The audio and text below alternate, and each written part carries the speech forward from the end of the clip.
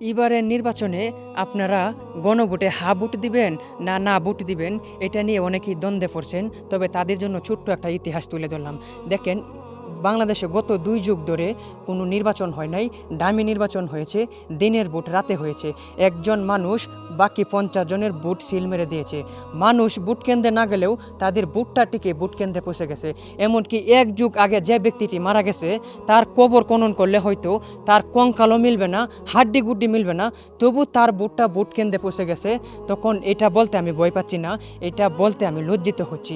দেখেন, বাংলাদেশের নেতাকর্মীরা এমনকি প্রশাসন সহ দেশটাকে লুটপাট করেছে, চাঁদাবাজি করেছে, মানুষকে গুম করেছে, খুন করেছে, হত্যা করেছে। এগুলো আদালতে বিচার পাওয়া যায় নাই। এমনকি ছাত্র জনতাও দিনের পর দিন বৈষম্যের শিকার হয়েছে।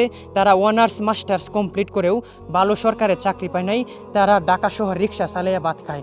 অন্যদিকে যাদের নেতাকর্মী ছিল, মামা খালু ছিল সরকারি কর্মকর্তা, তারা নন মেট্রিক হয়েও তারা ভালো সরকারি পোস্টে চাকরি করতেছে।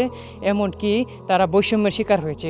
অবশেষে ছাত্র জনতা বৈষম্যের বাংলাদেশকে ২,০০০ ছাত্র জনতা শহীদ হয়ে ২০,০০০ ছাত্রছাত্রী প্রতিবন্ধী হয়ে সেই বাংলাদেশটাকে স্বাধীন করেছে।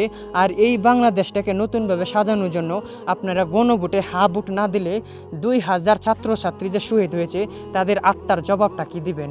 অন্তত তাদের দিকে তাকিয়ে হলেও গণভোটে হা ভোট দেওয়ার প্রয়োজন।